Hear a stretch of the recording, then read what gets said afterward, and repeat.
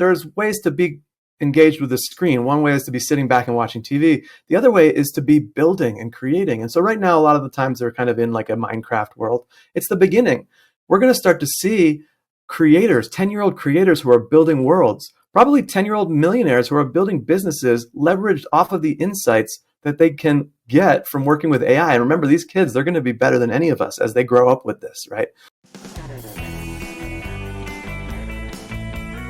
Dear friends, it's Kurt Derdix, and welcome back. If this is your first time listening, I am so glad you found us. All right, buckle up, folks, because this week's podcast guest, Douglas Campbell, is about to blow your mind. He's a RISD grad who's not just a design mastermind, he's hacking the future with AI.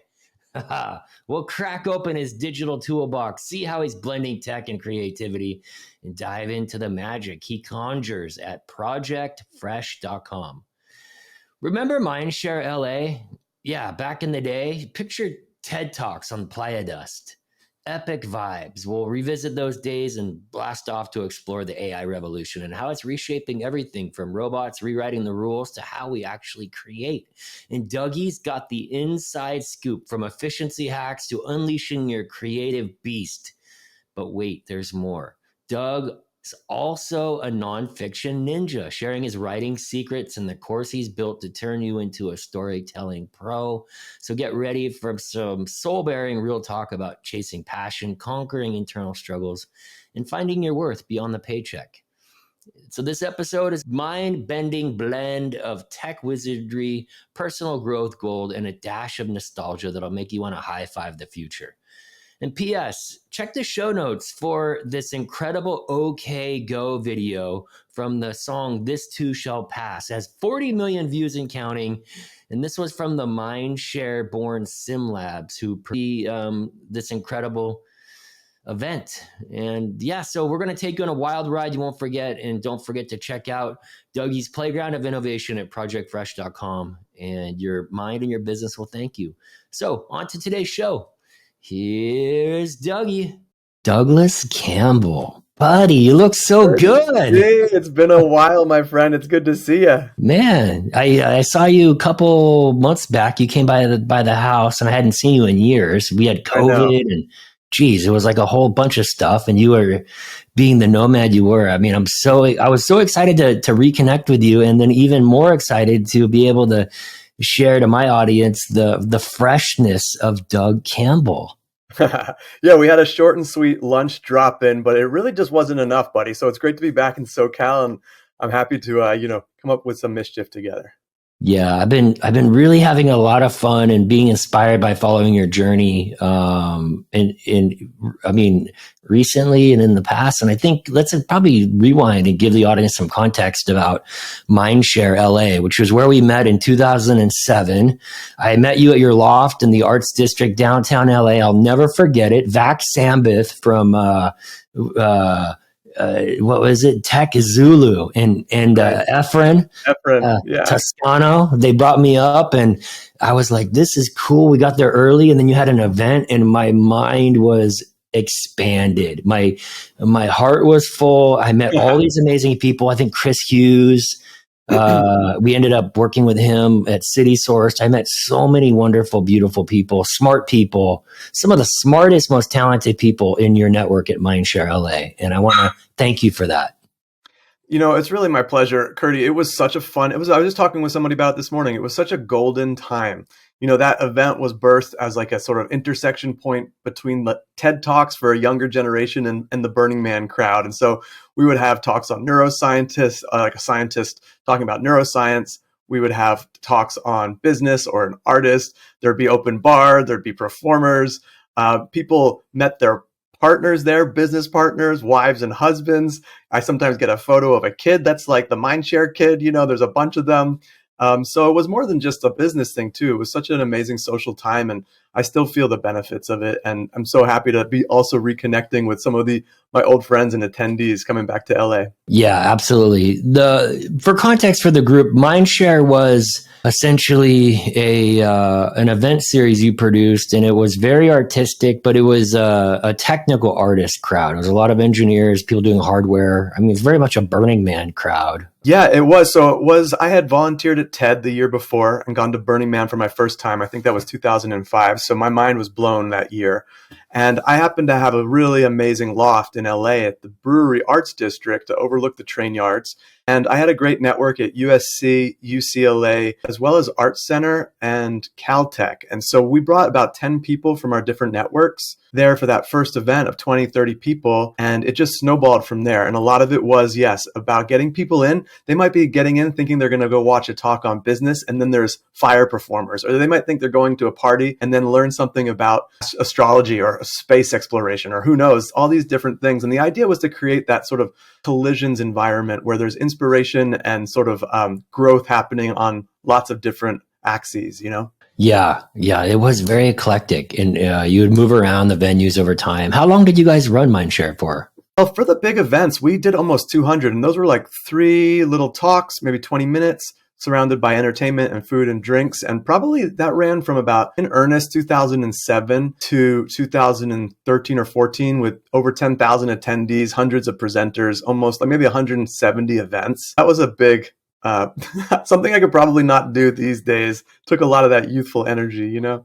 Yeah, yeah. And I remember you came and helped me produce Digital Family Reunion, and you guys brought a bunch of the lighting stuff, and we did that in '08 at the Skirball Cultural Center, and I had just kind of parachuted into tech, and we ended up getting, I think, 800 people to the event, and it was kind of an iconic venue, and the Mindshare contribution was part of what made it really magical, because you guys brought the aesthetic to the party. Yeah, and I seem to remember we brought a big part of Mindshare was also interactive games, like tech games, which actually spun out, and so that was to encourage people to play together, and I think we brought some of those early days as Mindshare Labs, which spun out as Sin Labs, which did a Rube Goldberg machine for the music band OK Go. And then that was a huge video. Yep. Yeah, it was a huge video, 50 million views in like a few days. And then I remember 50 million views in a few days. Yeah. I remember that was huge. And you guys had invited me to go check it out. And I just was like, I really wanted to go. And I just had other priorities at the time. My loss. No, well, it was crazy. It's marked in YouTube history forever. And actually, after Sin Labs evolved into 2-Bit Circus, you know, our friends Brent and Eric and that whole crew. So now that's a LA landmark downtown. You know, it's like kind of almost the next evolution of Chuck E. Cheese. You know, Brent is Nolan Bushnell's son, and so he knows a lot about that entertainment space, but brings this whole new technology angle to it.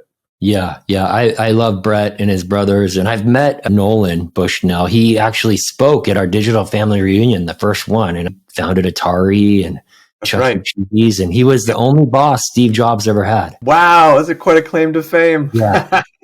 Some of my favorite memories of the LA tech community for me were apart from the events I was doing, were the Mindshare stuff. And the thing that's so cool about it is I know you've rehydrated additional events over the years, and that brand is still really strong. So it's interesting that root is strong enough that if you want to reactivate it or reignite it, it's just right there for you. It's true. I mean, it's a newsletter list of maybe 14,000 people, and a lot of still excitement. Times have changed in LA and in our lives, but there's still such a desire, especially post-COVID, for human connection in person, especially, that we just did a poll a few days ago, and we got a huge amount of responses saying people saying they wanted the old big events back, because we've actually been doing smaller little dinner parties and connectors events, a little bit more in my energetic capacity right now.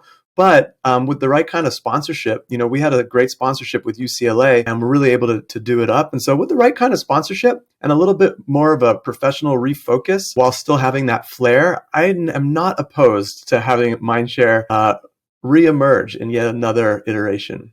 Yeah, we're going to move into AI and some other stuff that Dougie's up to. But I just want to not to embarrass him too badly, but there's 3 really interesting quotes here on the Mindshare LA.com site. Fast Company says Mindshare's ballooning popularity is emblematic of a generation steeped in chaos and unabashed need for personal fulfillment. If you ever come to LA, come to Mindshare. Fast Company.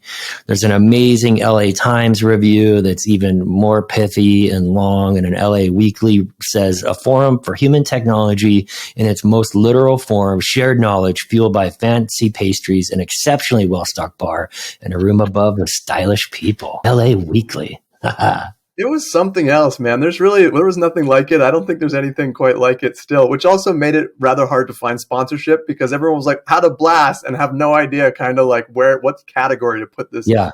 Yeah, it's very Fluxus. My brother Christopher, he's the episode that we just launched. You're 56. He was episode 55, and we get into this whole thing. Cool. We're actually going to do a little Fluxus with the group today. So there's more in store. So hang on to your hats, everybody. This will be a great episode. Dougie Campbell in the flesh. That sounds great. So the thing that I loved about doing this show is I get to learn all this stuff about friends that I know and love and little details I never knew. Like you sent me this little note that was fabulous. You were raised in the UK. I had no idea about this. From age 18 to 18 in the UK, I attended Harrow, the same school as Winston Churchill. Talk about an old school British education, my friend. And then you went to RISD, the International Design and Web Design program at RISD, one of the most famous art design schools in the world on the Brown campus. Next to it. Yeah, we shared like a corner. Adjacent, so yeah. And then you moved to California in 06, did Mindshare, and that's when we met. And then you've done all this other stuff. Like I got a note a couple years back, a couple months back, I think, when I posted our photo of you at my house, and one of my Esri colleagues, Jim Young, you're listening, I know, we love you, Jim. Hi, Jim. He's like, dude, Dougie Fresh. and I guess he met you on one of your tuxedo travels in 07, which I had heard about. And I mean, this is where you traveled around the United States in a tuxedo. Yep. Yeah, that's right, for charity. Oh, Curdy, I feel like it goes on and on. Like because we could talk an hour about each one of these things. And then you went off and you did Trillium in 2015. I remember following that. You did basically like a Walden Pond, a community property wilderness retreat in Oregon. It looked beautiful. Yeah, and I lived by oil lamp for a year and a half. I learned carpentry. I was barely on a computer, and I'm a pretty techie guy. So it was really out there in the wilderness, learning how to build cabins. And it was definitely my Thoreau moment. Yeah. Yeah, I love that. And then COVID hit, and then you went to Florida. We're not a fan. I remember you telling me, I remember we talked around right in the heart of COVID, and you were talking about moving. I think it was where was it? Up there, northern Florida? Yeah. So what happened was because of COVID, I stopped with the events. We had begun to sort of spin back up Mindshare with UCLA, stopped, and then got into my old career of digital marketing, web design, branding, and was doing it remotely from Southern Oregon. And that's when COVID was going on. And so it was actually a great place to be. The silver lining was I really got back into the old career. Yep. The dark lining was that the fires just started to get increasingly bad every year up there. So my girlfriend and I...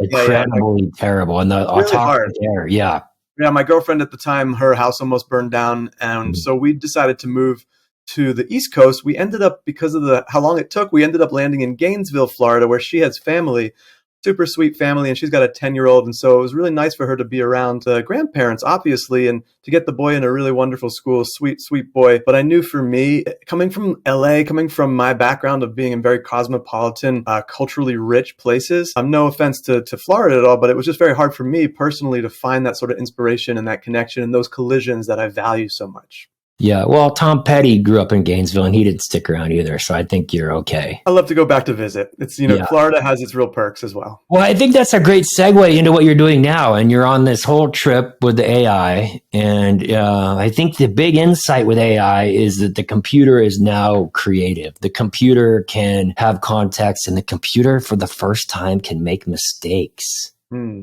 Yeah, great segue. So basically, and just to know me, and now I had written that to you because I think I have a couple more podcasts that I've lined up. And so I was like, I'm going to need to have those talking points written down. Because that's one of the reasons I was like, I've never done this before, send someone my entire life in bullet points here. But so you can tell, I've done some things. And one of those things is I love going on adventure, and I'm a digital nomad, so I can work remotely. And so after my Florida stint a year ago, I decided to come back to the West, but take a year to do it. And this is going to lead into your AI point because I decided to take a month in each of these locations across the U.S. This wasn't in tuxedo, by the way. That was charity stunts I was doing when I was a lot younger. But this was to stop at places I wanted to see and spend time in, from New Orleans and Boulder, Austin, Santa Fe, other places. And so I, on the way, was working remotely, and I got to Austin, and I felt just my entire soul become alive again with all of those things that I was missing in Florida. And one of the things I stumbled upon was a generative AI workshop all about ChatGPT for nonfiction writers. So if you know me, I've written some books before, and I've written at least one book before, but done a lot of nonfiction writing too. And I was just like, oh, just when I was getting a little bit bored with my typical workflow of digital marketing, web, branding, AI was starting to really revolutionize that entire industry.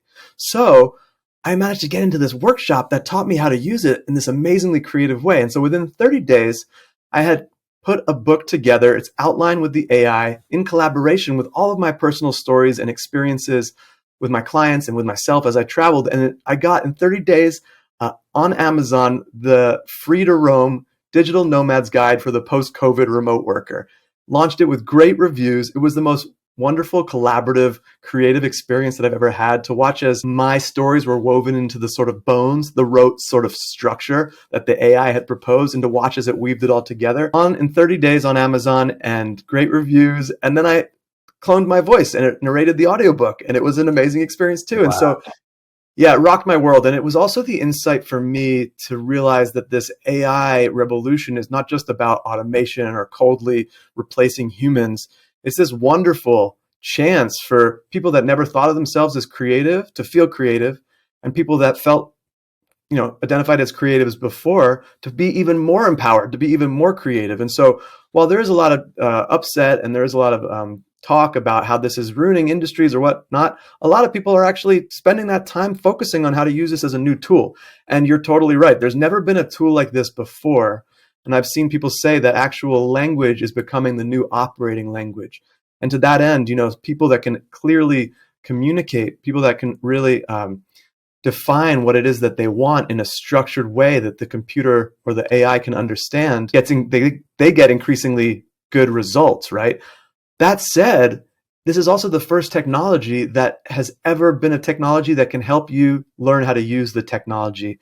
And by that, I mean, you can go on to ChatGPT and say, hey, can you help me understand how I can best work with you to do X, Y, or Z? And that's where a lot of people don't start. They start being like, I don't even know what to ask. It's like, well, let your curiosity guide you. This is a very kind of autodidactic tool.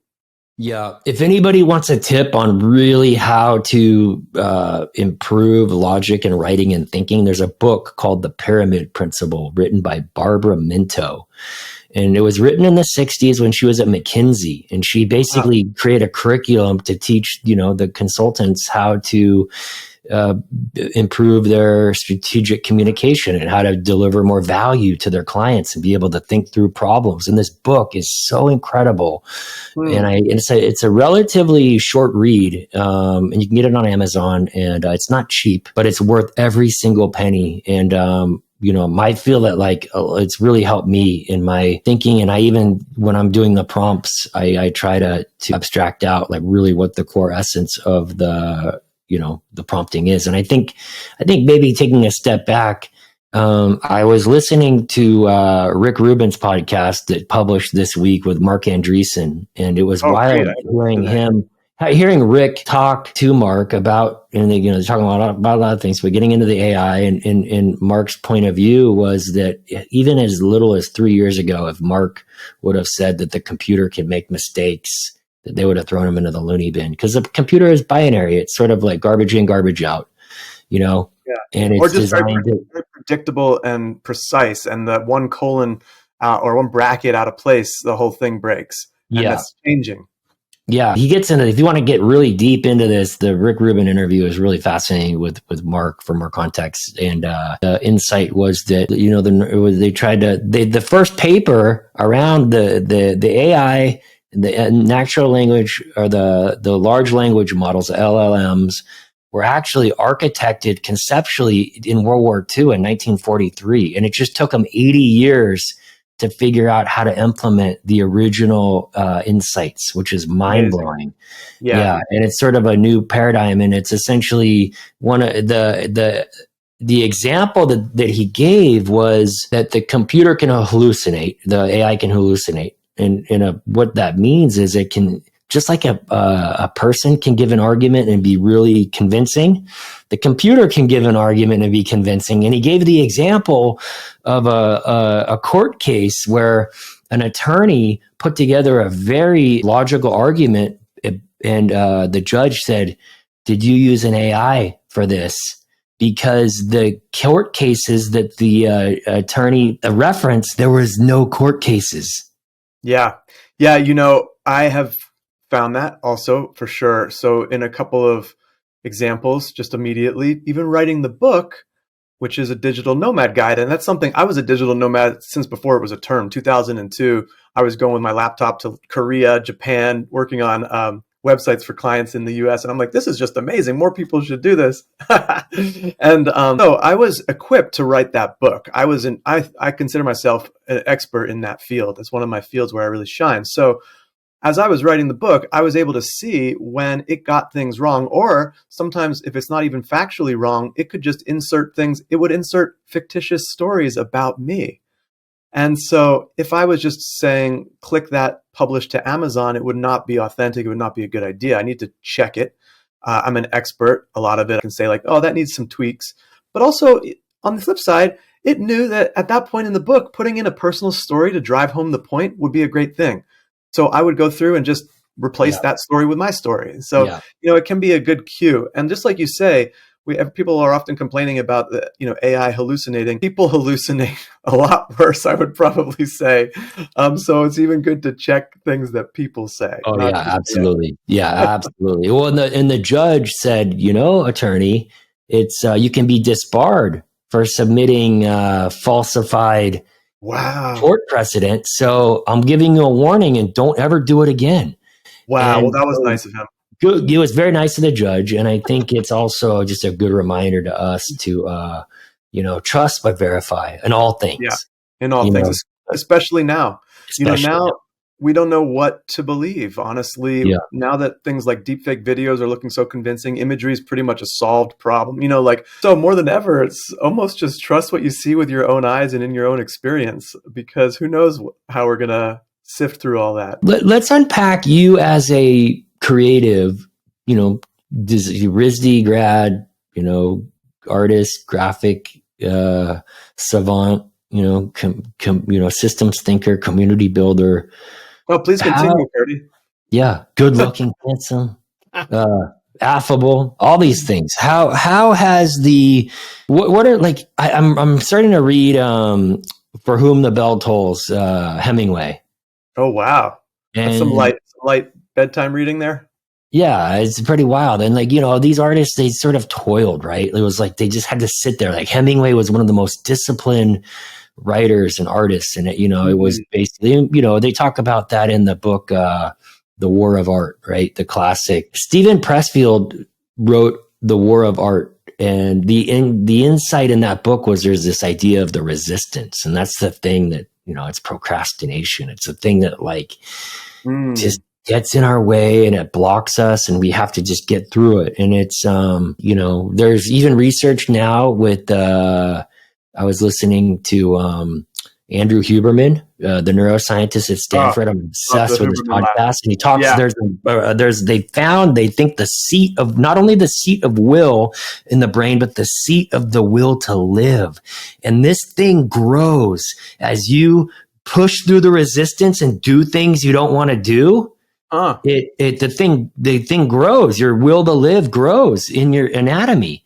That's interesting. So, yeah, I wonder, I guess the question I have is, what is your intuition about, let me just take a step back. If these AI tools give you the ability to just sort of be more unfettered and create and have more flow, do you think that is net positive to the resistance? I think so. Or is it like maybe just getting around it? And what's the trade-off? What are we losing for that? So I guess talk to me a little bit about the results that you've got and your experience as a creator, being able to, use these tools and in a way that maybe will encourage other people to experiment them. And then your experience about what you think the trade-off and what you might be losing, or what we might be losing if it's that much more easy and convenient. I mean, that's a great question, and it's very topical for right now. Let's just start immediately from, zone zero, myself. I never would have had the, capacity to write that book, The Digital Nomad Guide. It was a creative project I wanted to use as an experiment with this new tool. Had a blast doing it. I birthed something into the world, something of value that I think is great, and learned a lot in the process. Not least of all, how I can really work with AI for it to do some of the boring stuff and me to kind of really shine, where I'm talking about my own personal experiences and having fun doing it. Maybe playing with some image creators for the cover, bringing it into Canva for a nice graphic outline, then working with the whole narration tool, right? So those are things. I narrated my first book. It was one of the biggest pains ever to do it. With AI was, again, it just opened up that creativity. So Real quick, what's the narration tool called? the one I used was called Audie, Audie. Now that I have really become a master of Descript, that might be an 11 Yeah. Labs and its integration. I might prefer to work with those two. I haven't tried it with Descript, but 11 Labs is really an industry standard. So Great. Keep in going. my perspective, I have a million projects I want to do, right? I have a lot of projects that actually I haven't been able to do because AI hasn't existed yet. I have some amazing amount of content that I, at this point, would have no time to parse. I'm leaning on a future that doesn't even quite exist yet, tools that don't even quite exist yet for me to Mm-hmm. do some creative pieces, which I'm excited about them coming out in the coming year or two. So, first of all, enablement of creative projects, right? Second of all, we're going to get time back. At least that's the promise, right? So, if we can be made 10 times as efficient with AI, well, hopefully we don't just work 10 times as hard. Hopefully we work 4 or 5 times as hard and take that extra time to be with our You definitely family. get 20% back. Yeah, be with our Yeah. friends, work on our creative projects if we don't have kids, whatever that is. And so that's partly that comes from good mindfulness and leadership, both from the top down and also from yourself and for your own time, right? But I would say that actually what we're seeing is people that maybe didn't think they were creative before, like I said before, feeling creative. So we're seeing people who didn't feel that they were creative before now feeling creative. So, or who didn't have the tools. So imagine this. So kids, if you're a parent, screen time with kids is a serious problem. Like if you want to see what addiction looks like, you can see it in the eyes of the 10-year-old who hasn't gotten their full screen time today. And so if you talk to any parent, it's an issue. However, there's ways to be engaged with the screen. One way is to be sitting back and watching TV. The other way is to be building and creating. And so right now, a lot of the times they're kind of in like a Minecraft world. It's the beginning. We're going to start to see creators, 10-year-old creators who are building worlds, probably 10-year-old millionaires who are building businesses leveraged off of the insights that they can get from working with AI. And remember, these kids, they're going to be better than any of us as they grow up with this, right? So there's always going to be flip sides. So let's take a flip side of the creatives right now. And we just launched a podcast, me and my best buddy Helix. It's called the Intelligence AI Report.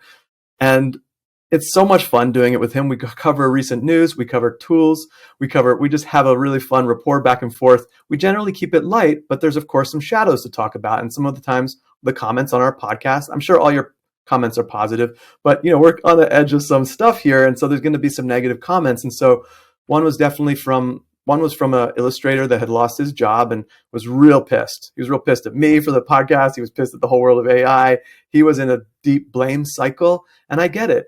I also was, quick to say, hey, I've also been, a lot of my role is being outsourced and displaced, and I'm here trying to be like, fight it with creativity and curiosity and see where the wave is going to ride me, where I'm going to ride the wave to, because it's unknown right now, right? And so the most we can be as creatives is to be curious, and play with this new tool. Now, does that minimize the value of existing artists? Possibly in some way. Does it minimize their value simply because all of their, whether it's their writing or their art, physical or visual art, whether it's just been sucked into these large language models or these AIs, that has yet to be solved. And I think that's one thing we just covered in the podcast this week, of what the models, especially with that lawsuit with the New York Times and OpenAI, and they're suing OpenAI for scraping their articles. We're going to start to probably see some regulation and some probably more fair trade and revenue share, or at least some way to reward the people that trained the models. And I think that's good. I think that's good. Those conversations are happening, but it's going to happen. That's going to be happening, right? So how does that position yourself? Well, as an artist, as a creative, ride the wave and play with the new tools, or double down in being your authentic old school self. Guess what? Oil paintings, sculptures, you know, ink illustrations, they're going to still sell. In fact, they might even be more valuable now. In fact, when we did SynLabs back then, when we did the Rube Goldberg machine, that was a response to all the CGI animation in films back then, around 2012. Everything was, Marvel, the best CGI animation was coming out. And we did all this stuff with physical stuff. We did all these installations with physical objects falling on other things, paint exploding, cannons going off. How long did it take to make the Rube Goldberg machine work? How many times did it like?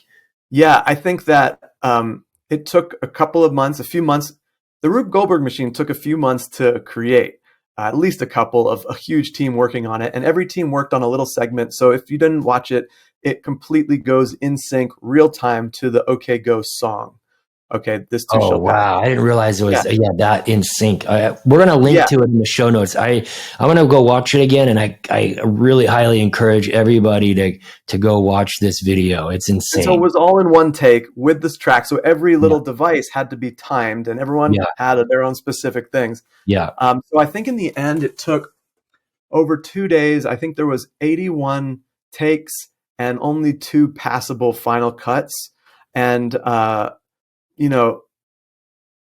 was that? What else was I going to say about that? It took, 80 takes. There was 2 cuts.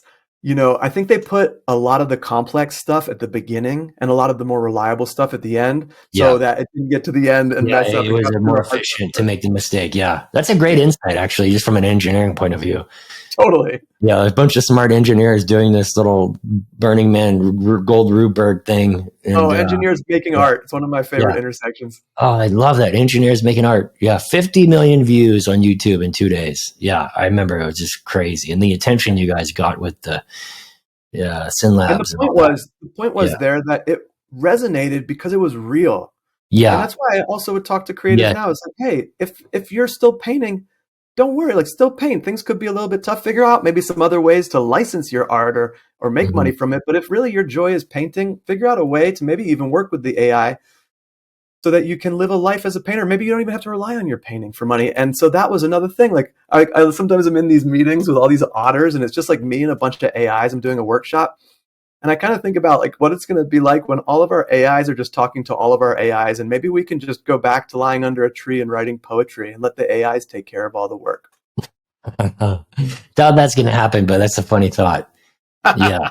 I'm a relentless optimist. Yeah. Well, I did just see a robot playing badminton and kicking somebody's ass, and it was amazing.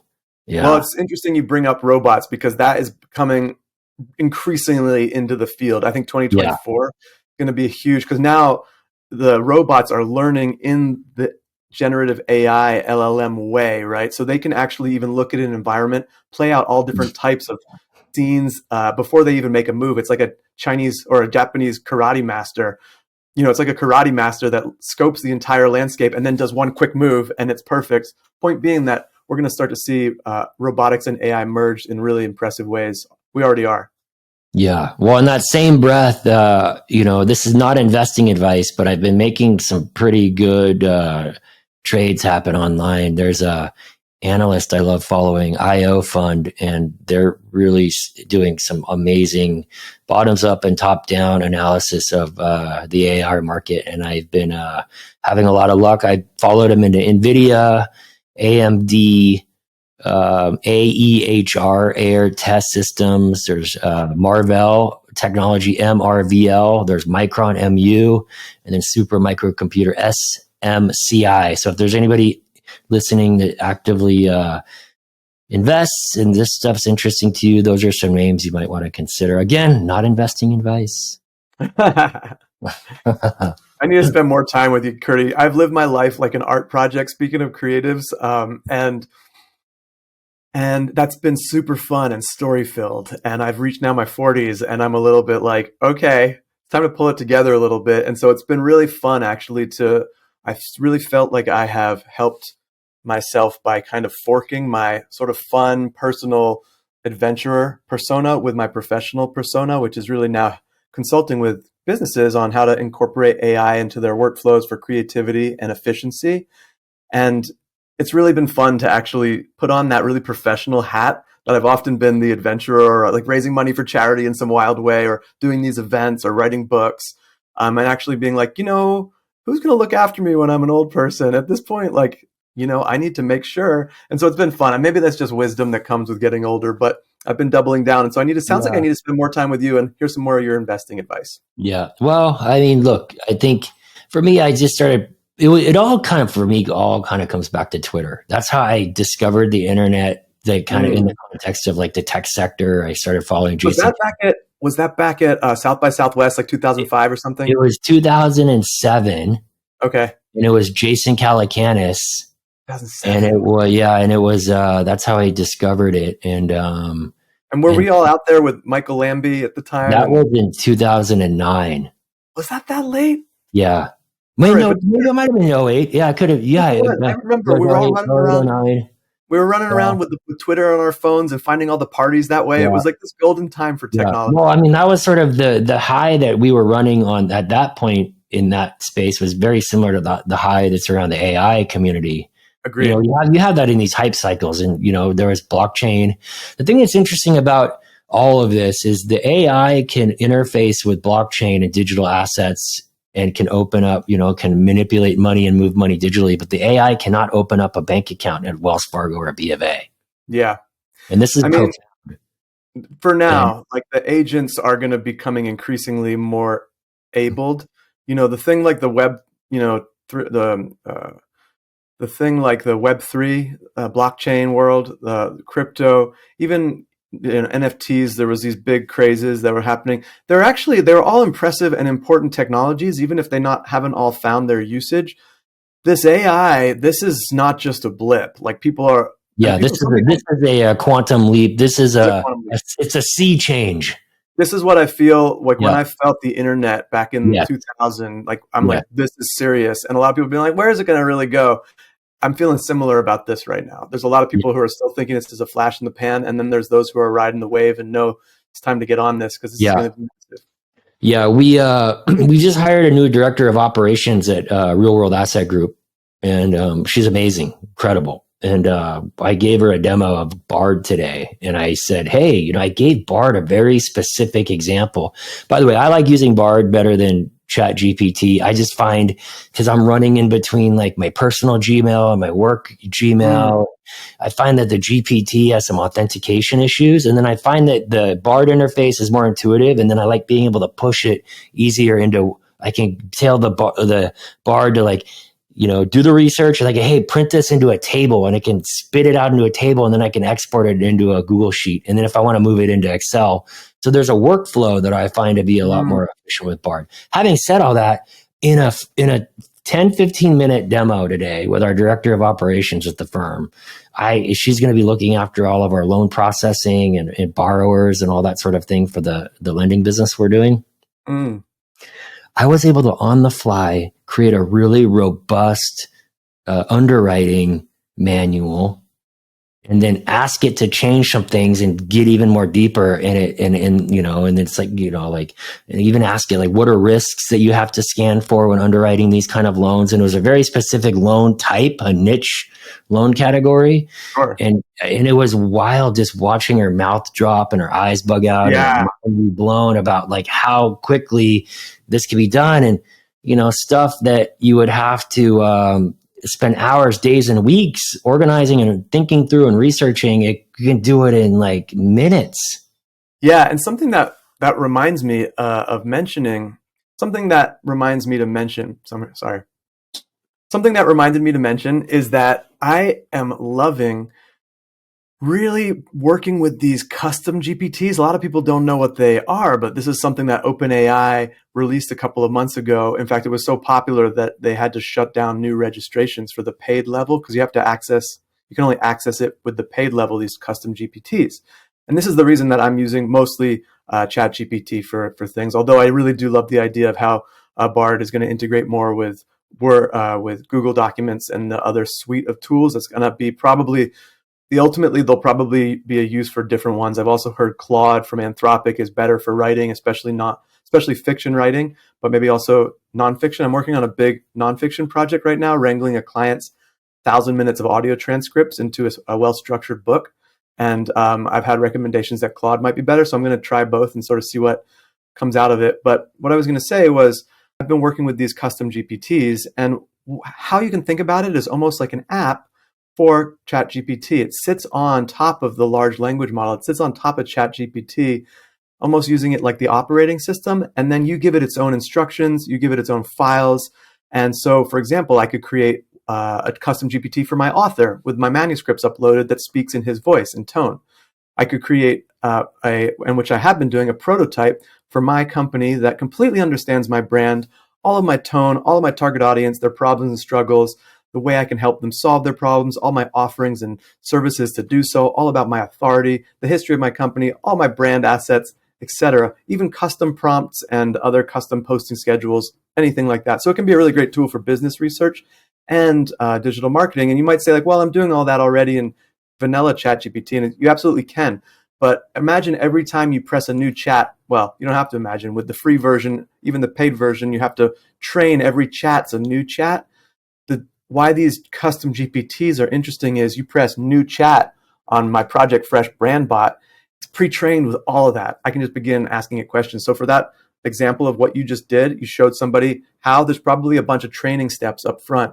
Well, imagine if all those training steps are already solved. You've built the tool for it, literally with just your language, bringing it back. You can literally program these things with just your language, maybe some uploads if you need extra data referenced.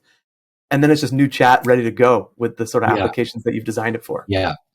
One of my best friends, mentors, and my angel investor at CitySource, Dale Okuno. I introduced you to Dale, and he's really smart. I mean, he pioneered the CRM category in the 80s, and he took it vertically into financial services, specifically insurance, and it's still used today. He sold the company, made a big pile of cash, and I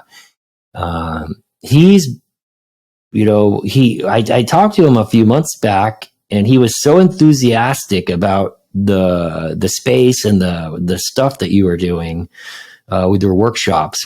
Why is somebody like that has been there, done that? Specifically, what are you offering that you think is so resonant with somebody like him? Well, I think a big part of what I love to espouse is letting technology work for us rather than the other way around, right? So I would consider myself a power user of my Mac, of my phone, of these new tools. I constantly am looking how to trim efficiency, how to trim the fat and make things more efficient. I mean, in every aspect of my life. It's kind of like a game to me when I trim time. Well, by the way, your health journey that you've gone on, and you look so good, and you've lost a lot of weight. Thanks. Talk about trimming some fat. I've probably lost about 50 pounds. 50 pounds. Amazing. Thanks, You Curdy. look better than ever. Appreciate it. Yeah, I've really stopped with the excessive drinking, smoking. I'm eating healthy. I'm doing the yoga. This is what happens. We're in our 40s. Yeah, you're doing it all. You're trimming the fat everywhere. So keep going. I didn't mean to interrupt. Yeah. No worries. And I appreciate that. Thanks. I was going to say, so that's really important for me. So actually helping people trim the inefficiencies and move on to where they're actually in their flow state, where they're feeling creative, where they're enjoying their work again, right? Yeah. Or they're doing the hobby that they never did, or they're moving a step towards a goal that they couldn't get off the blank page for. So I offer 4 courses. One, obviously, because I love nonfiction writing. I love fiction writing too, but the course that I offer is based off of the Digital Nomad book, and it's for nonfiction writers to get their book on Amazon in 30 days. I have one for course creators. You could get a book on Amazon in 30 days with your course. Yeah. Any book on any topic? Well, so there's different ways of going about it. In this course in particular, it's designed for someone who has an idea but no content yet, to flesh out their audience, how they want to help that audience resolve their problems, the structure that's going to lead them towards the solution, and then the creation of a framework, and then a methodology to help them start to put meat on the bones in a very specific way so it becomes their book.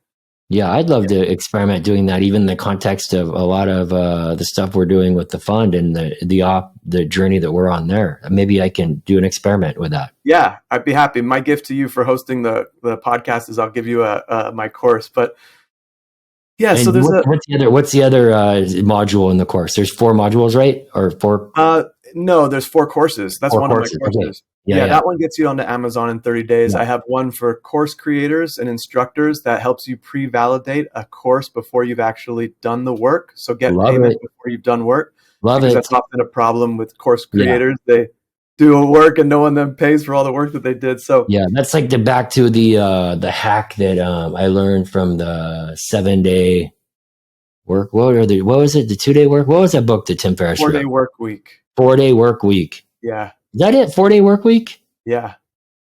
I thought it was less. I thought it was the 7-day weekend. That's what he should have called it, the 7-day weekend. That's his latest book, because the 4-day work week was so it's a 4-day 4-hour work week. Wasn't it? Well, let's go look. Let's go look. Yeah, This because is 4-day work week isn't that impressive, I guess. Tim Ferriss 4-hour work week. books. 4-hour. Yeah, it's the 4-hour work week. Well, so now he's got the new one coming out, which is the 7-day weekend, because the 4-hour work week was so successful. That's what now he's living. Is there really a 7-day weekend coming out? I'm like joking. Honestly, I don't believe he ever did a 4-hour work week. That guy works all the time. I know. Maybe he had the theory But I behind think it. in that context, that was one of his ideas about, like, you got to validate the market first. So, like, just Totally. create a fake product and see if you can get people to push in. And if they can, you say, hey, I'm out of stock. And then oh yeah, there's customers. I mean, that's a really powerful idea in that context of just like, don't fall in love with your idea. Make sure the market falls in love with it. Yeah, totally. Yeah. Yeah. Or at least you get enough data that you can get to a sale. So I love that. So you're basically pre-validating a course, and then are you able to help build out the course curriculum? Yeah. So it shows, it helps you build out the curriculum, at least the basic framework, before you've actually building out the modules and lessons. It gives you a framework with which to promote the course. Yeah. And also, the course teaches you how to build a simple but effective landing page and accept payments, even if you don't have a website. So it's a great way. And then, if you don't get the sales, you just refund people or say, hey, I'm rejigging things. Happy to refund you, or you can hold out for the next month, whatever. So I kind of go over that whole strategy. And then my other 2 courses, I have one for thought leaders that is really about, it's somewhat related to the book course, but it's less about publishing a book and more about framing your ideas into a huge knowledge base that you can then produce endless content from, whether you or your marketing team, for podcasts, for videos, for courses, for social media, for Twitter threads. I mean, the list goes on, right? So if you have a large, well-documented body of knowledge, you or your marketing team has infinite content. All right. Well, I got to do that one too. That one sounds, what do you call that one? That's the thought leaders, and it's the course for thought leaders and content creators. Yeah. Great. Yeah. Amen. And then the 4th one, last but not least. This is all at projectfresh.com/courses too. And yeah, thought leaders, thought leaders and entrepreneurs. And then there's the validating for courses. There's the nonfiction writers and content creators. And then the last one, which is the one I'm just about to launch. It will probably be launched by the time this podcast comes out. I'm really excited about it. And that's building of the AI assistants for your business. So that was the prototype that I'm talking about. I have a few levels. People can watch the videos, or there's a cohort, or I just build it for you. Because some people I've found, they're just like, hey, this is awesome. Can you just build it for me? I don't have time to learn this stuff. Yeah. So, but that's the bot that you can custom tailor to your business needs, which is really fun. Yeah, there's a big business in the Philippines called Task Us. And I know these guys because it's Bryce Maddox, and they have tens of thousands of people in the Philippines working for them, doing all this kind of like data and voice work. And I could imagine that their business, unless they do something like what you're talking about as an AI assistant, where they embed that and kind of wrap a human around it, I'm sure they're all over it. But this is very transformative, this idea. I mean, I think it's this idea of, there's probably a lot of questions that can just be solved for the customer with a smart chat interface. And then if you need to push it into a human, I love those interfaces that are like that. And there's bunch of these companies that are providing that. So what? And they're getting a lot better. And so I think there's a distinction too, like between, and I never liked the term chatbots. And that's why I use the term assistant, because I just think chatbots has kind of like not the most positive feeling around it from a marketing perspective. Because also of our past experience with really crappy chatbots. So the new ones are a heck of a lot better, the public facing ones. And what I'm talking about in this case, this prototype, this is an internal tool. This is internal facing chatbot or assistant. And I think that there's going to be an assistance in this sort of way for every department. For a small team or a small entrepreneur, maybe this one brand bot tool is sufficient. It can do a whole lot of things from market research and analysis.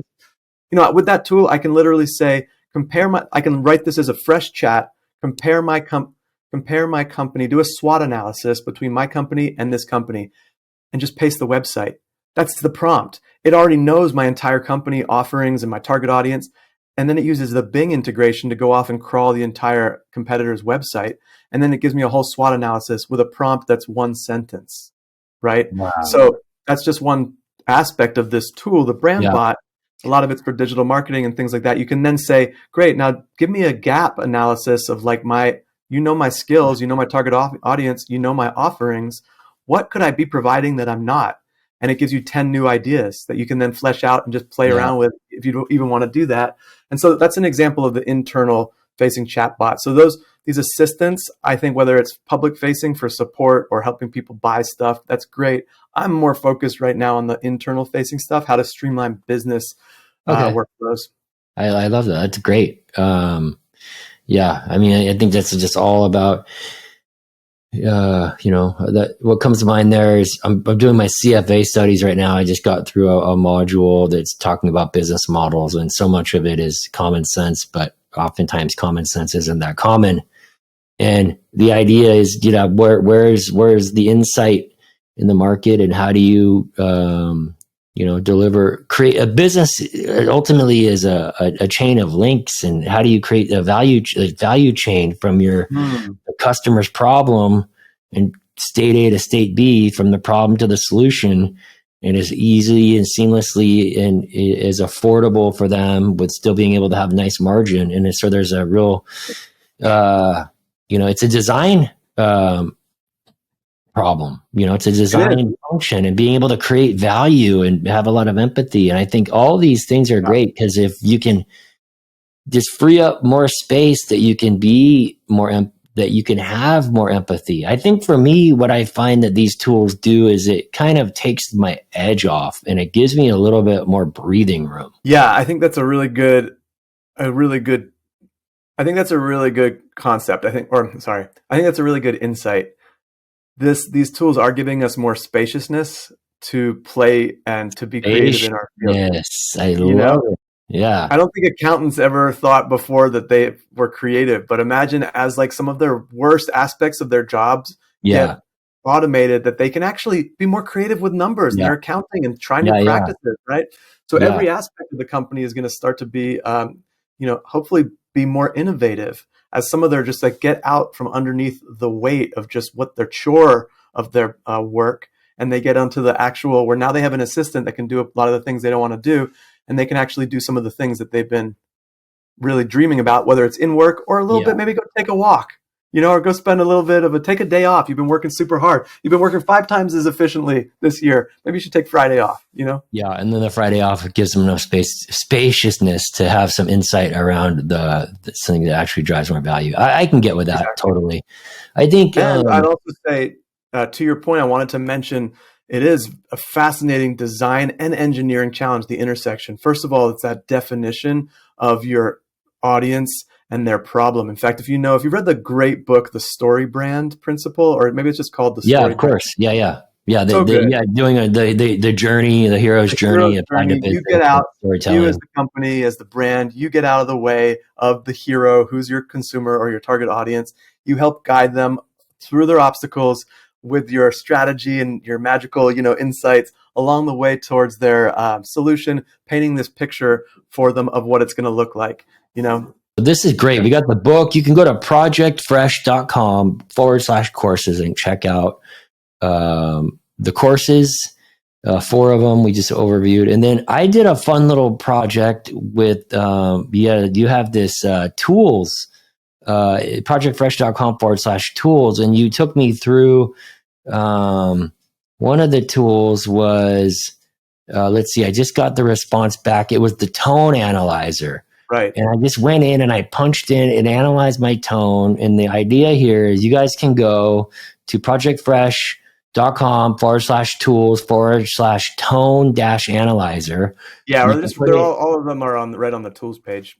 Yep. Yeah, there's a bunch of them here. This is the one I'm calling out, that I just did. And I put in my name, tone to analyze. You can paste a reasonably famous person's name, or you could just push in a bunch of text like a book chapter, a blog, video, transcript of an audio, and you click analyze, and you could have an email address to send the tone to and analyze it. And I just put my name in, and then I had it analyze me to see if I had enough information on the web for it to analyze me. And it sent me a note, and it said, "Hello, Curdy D. This is from projectfresh.ai, tone analyzer result 1/9/2024. Thanks for trying out my AI tone analyzer.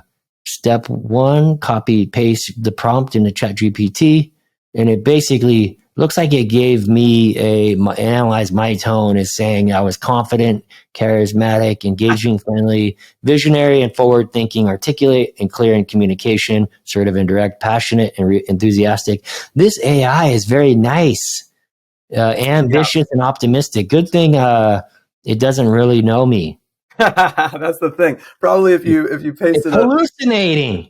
No, I'm kidding. Curdy, you could literally take this transcript. At least you'd need to cut out your part, not me. Yeah. So it knows. And like you can take, even if you're more familiar with just talking, you can take your transcript, paste it in there, and it'll give you your tone. Yeah. Yeah. And then it gives you a few examples of what to do with it. I've been using the GPT lately or Bard actually, where I'll write in, because I do these custom intros for the podcast. It's like, "Hey, dear friends, welcome to the Curdy D Show. This week I'm excited for Douglas Campbell," and I'll like write it out. And it was a little long-winded and stuff. And what I've been like, the last one I did with Dave Young, I took what I put and I added. I said, "Hey, can you make this so that it's like 90 seconds or less?" Or, and it rewrote it, and it wrote it way better than I could have. And and it was more fun to say it. And it just, to your point, like doing content is hard. Yeah. There's a lot of work. There's a lot of emotional, like back to the idea of the question about the war of art and this idea of the resistance. And I feel like anything that maybe we can do to have a tool that's, help us going to defend against the resistance. I guess that's, I think as long as the trade-off isn't going to kill you or hurt other people, and you got to kind of be objective about it. I think this is so exciting. I want to cover a couple of things. First of all, I wanted to just like give a little clarity over that tool, and then it's going to lead into sort of response to your question, because really all it's doing is it's taking a form, sending it through a tool I use called make.com, which is an automation tool, because I build these custom tools also for businesses that help them automate processes. Sends it off to OpenAI, ChatGPT's API, and then puts it in an email and sends it to you, right? With some funny little text that I add to it, right? So that can be, you can imagine how you could do anything with that. You could string prompts together. You can export it to PDFs. You can export it to Trello tasks or Asana or whatever you use. So there's lots of things that you can do. Point being that it's a big part of it is that efficiency, right? That just sits there and does its thing now. I don't have to worry about it. And so the clients that I consult with, they're often like, well, I don't even know where to get started with AI. And my number one thing that I tell them first is the first step is mindfulness. The first step is really looking at your flows. Yes. Like, to get focus. Yeah. Yeah. What are the pieces of my day-to-day that I really don't enjoy? What are the things that are repetitive? Where are the blockages? Where are the things that I wish I could outsource? Yeah, you might be able to outsource it if you're lucky enough to an actual assistant or you're someone wherever. But technology is really there to help us now. If we can clearly, and this brings us back to that language point at the beginning, if we can clearly express what we need help with, it's very likely, especially now, that there's a tool there that can help us out. But the first step is getting out of just your day-to-day stress and feeling overwhelmed And like, I can't take on another thing, when actually you may need to, or it may really be the best in your interest to spend a little time clarifying that, because it's going to grow your business. It's going to reduce your stress. It's going to make your employees more happy. It's going to make better results. All these sorts of benefits are what's possible. Yeah, I have a lot of friends that know how long I've been outsourcing to India and Philippines, and my buddy Chris Krug, who was on the podcast a few episodes ago, just I know, Chris. marvels in how I've been doing it. And I think it is about, like, I think the operative word is leverage. And and I love leverage, but you have to be careful with leverage, because it can hurt you as well. So you have to be smart with it. Right. Because Using it you in create the right this way. machine, and all of a sudden you're emailing all these people, and it's like bad, and it's you have to be really thoughtful and precise with it. Value and provide value. A lot of it Yeah. does come back to that, and if you're marketing anything, that's really important to keep in mind. Just because you can now shoot off 100,000 emails a day. I just saw a whole new AI service called Bland, which is a super low latency, really accurate voice to voice interaction tool, which you can open up the API for. So it's going to be starting to call you and sounding really like a human, with such a low latency that's usually been the thing to trigger that there's something off. So it's going to be so quick. So just because now you can put 10,000 people on your call list for your lead generation, like, should you? Are you really producing value? Are you just bothering people on another channel? So you're totally right about that. Yeah. Amen. Yeah. Leverage, but you got to be smart. And I love that idea that it helps you to just, when you're doing the prompt, helps you to focus and kind of step back. Yeah. Plan the work the plan. All that good stuff. Exactly. Well, keeping an eye on time, I'm going to turn the page. One of the things that the audience feedback I've gotten around the show that they really like is humanizing success journey. I'd love to talk about, I'm sorry to interrupt. Yeah. I'd love to talk about the podcast a little bit too. Yeah.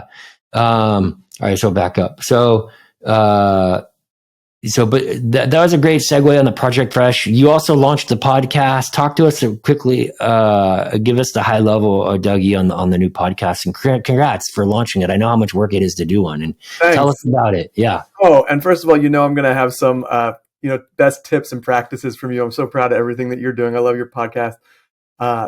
So me and my friend Helix, he's in the metaverse space. He's really in the AI meets video and entertainment world as well. Whereas I'm a little bit more in the AI immediately for business applications and a lot of chat stuff, some image creation and things too. And then we both keep a handle on the general tools that are being launched and recent news. And so we launched the Intelligence AI report. I mentioned it briefly earlier, but it's the Intelligence AI. Play on words. I love it. Yes. It's the Intelligence Gents, like Gents. Yeah. So the intelligenceai.com, and we wear tuxedos for it, so it's harking back to the old charity stuff. But fun.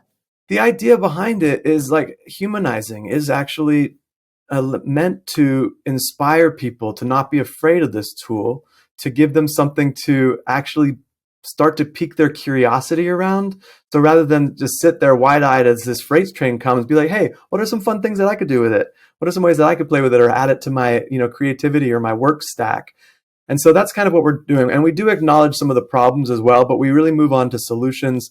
We kind of spice it up with some humor. And we throw in some unexpected things every other week or so. We're doing it now, and we're going to begin to have guests. We've just done our first trial and tech stack first episodes, pre-launch episodes, which have been so fun. And we're going to begin having guests on at the end of January.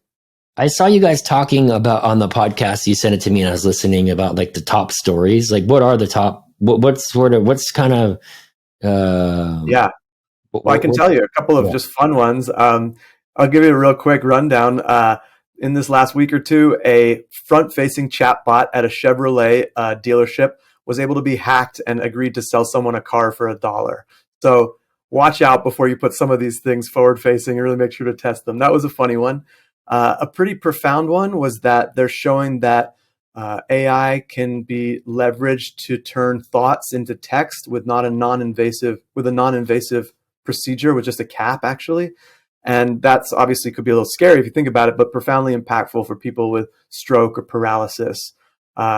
In other amazing health news, AI was able to look across millions of different compounds and come up with a whole bunch of new antibiotics that are going to be able to kill antibiotic resistant strains like MRSA and stuff like that. So Yeah. really interesting. We'll come up with some interesting things like that. We'll share applicable fun stuff. And then we'll also get into some nitty gritty. Like, for example, the New York Times suing OpenAI right now for ChatGPT sucking in its data. Yeah. So we cover, those are some of the big Yeah. pieces of news right now, as well as like Google laying off 30,000 people because it's realizing it can use a lot of its own AI tools for those. And Oh my gosh. Buy that's Google where it's stock because that's going to have a big impact on their bottom line. I hate to say it.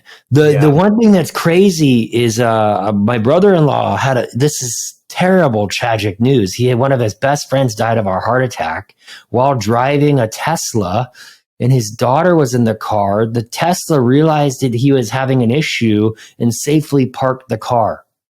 And he died in the car behind the wheel. Oh, but she was safe. She was safe.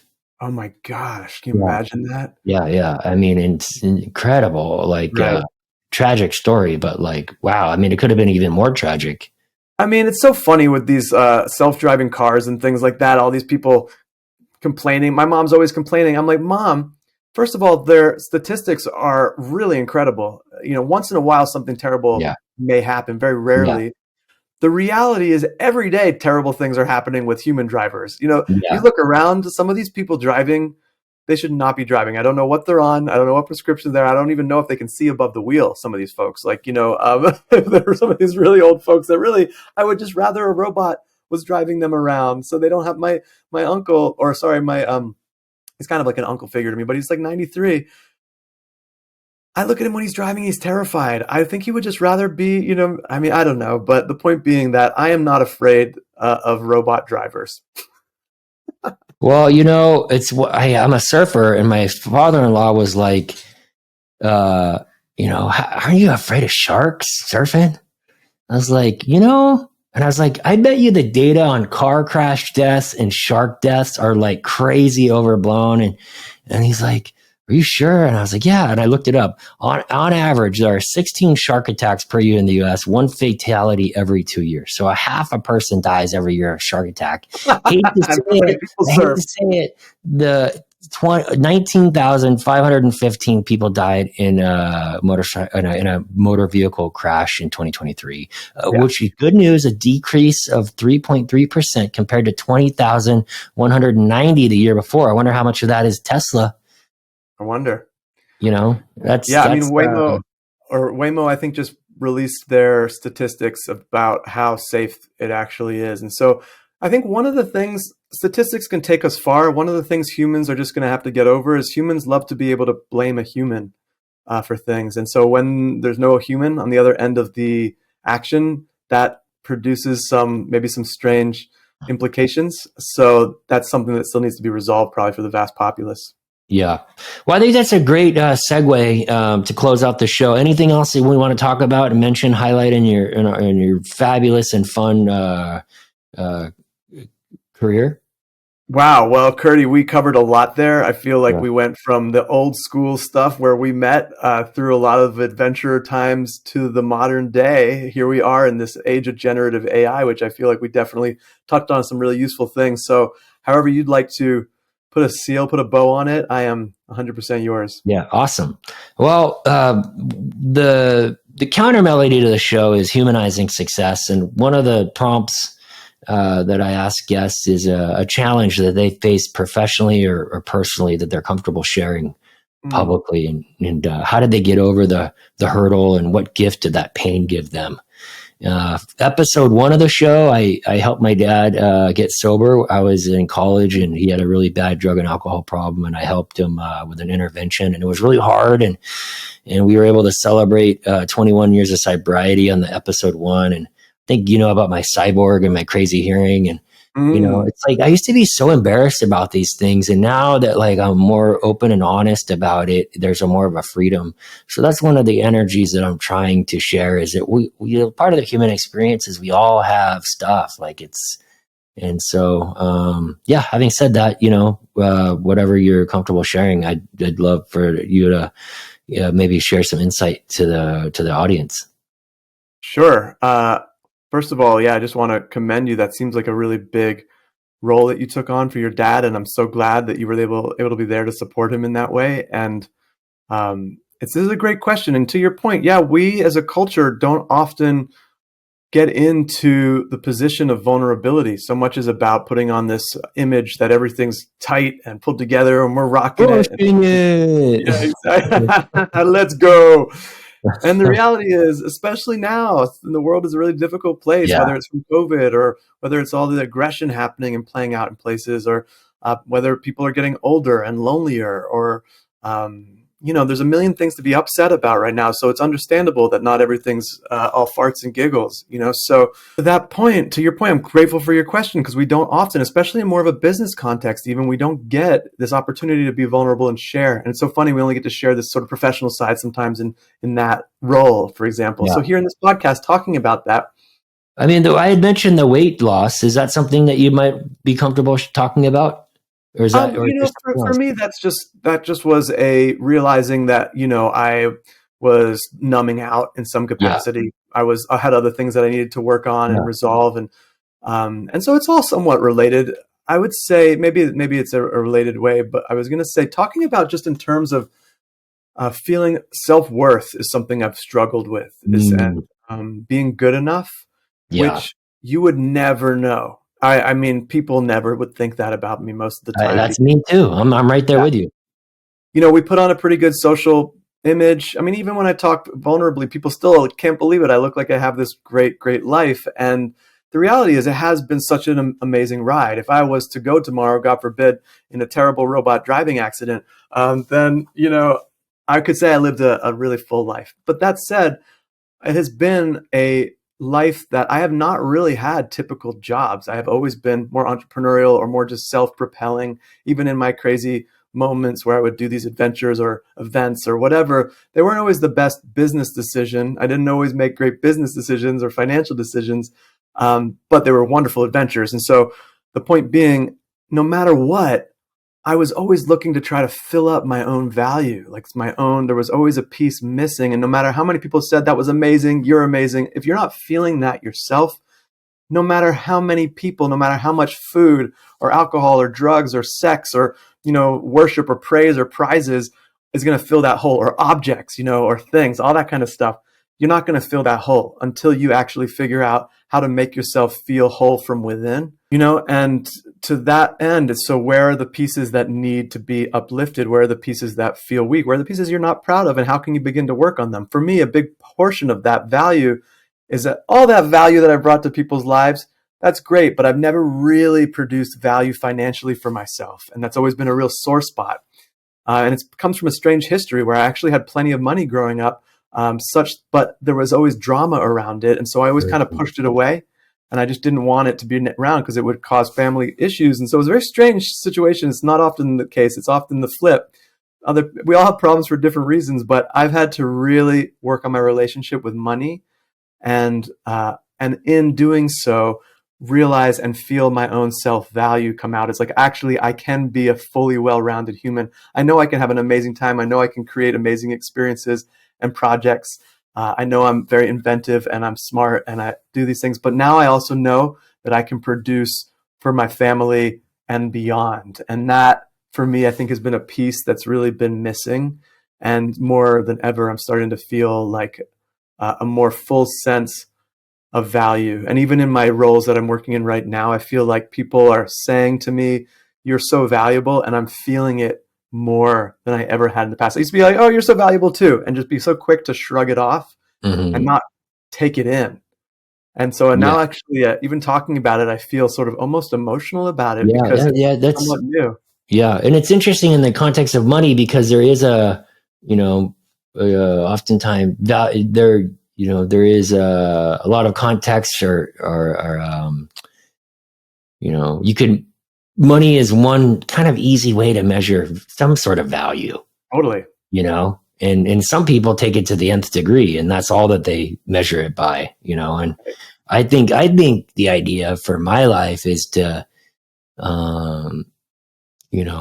have like enough that, I don't have to have a lot of stresses about things and can be more creative and, take family on amazing vacations and stuff like that and be able to pay employees well and let them have a nice life. And, Yeah. you know, I have an idea of what is enough and I'm almost there.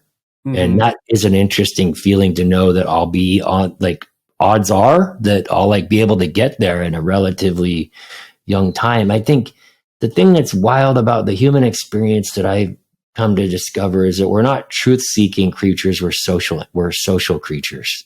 And so Mm. we're always in relative comparison to other people. And the Yeah. money yardstick is a really corrosive, challenging, in our society has a sickness around the money game, and Right. to the point where we have consumerism and people are, getting in debt, buying things they don't need with money they don't have to impress people they don't know. That's a good quote.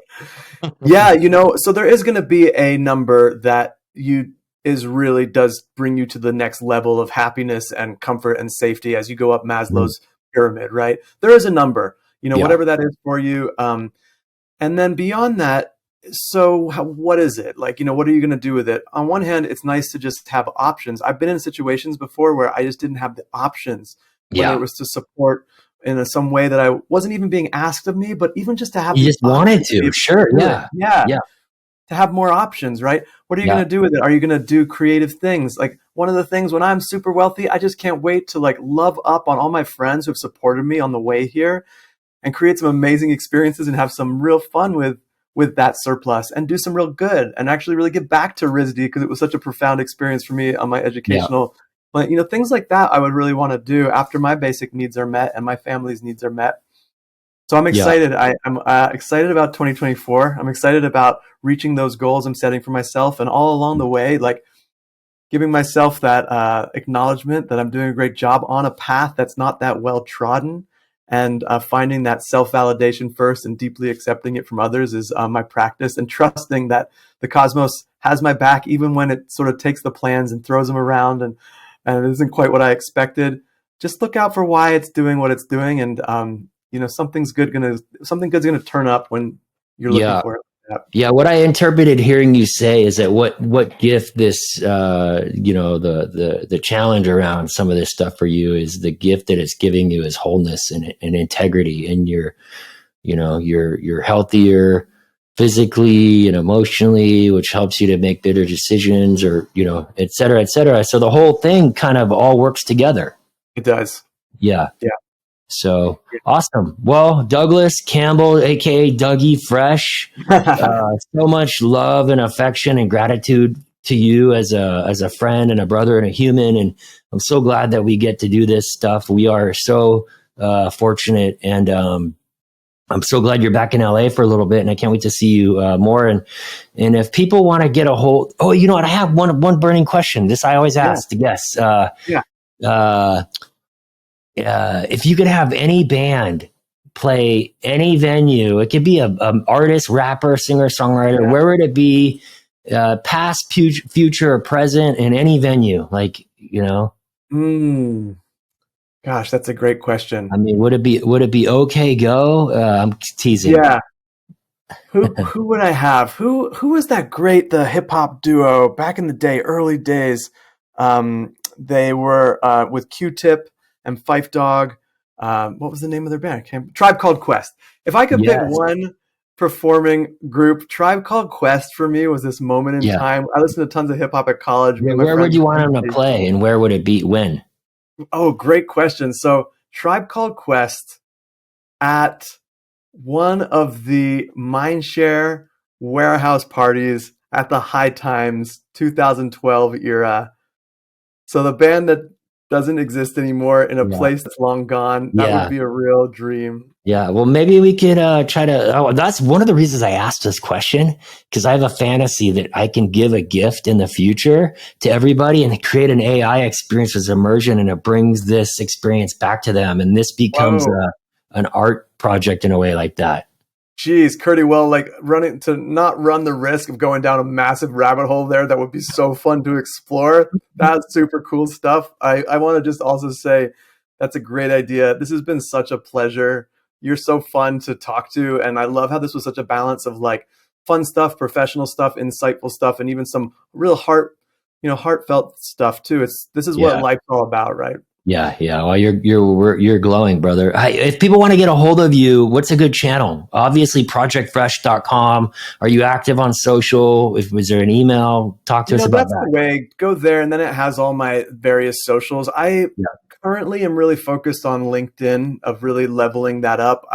So find me on there if you want to connect, or projectfresh.com. And that's where I talk also more about like my AI offerings and my other the work that I do. And I got some big announcements on the horizon for 2024. We're not going to spoil it, but in the meantime, I'm looking forward to kicking it with you in person, and then we can always circle back. I want to have you on our podcast sometime. Oh, I love that. Love that. All right. Well, ladies and gentlemen, do encourage you to check out that OK Go Gold Ruberg video. It'll blow your mind, and we might have to even try to see if we could. If we try to play the song in the show credits, will I get flagged for licensing? How does that all work? I got to figure that out. Anyways, Dougie Yeah. Fresh, you are the man. We love you. We thank you, and we can't wait to see you again soon. Thanks, pal. Take care, everybody. Thanks again to my friend Douglas Campbell for being our guest. I'm excited to continue to track Dougie's awesome work, and I encourage you to follow along too. I'm at Curdy D on Twitter and Instagram, also Kurt Derricks on LinkedIn. If the content moved you, please do give us a rating and review. And until next time, Curdy D loves you.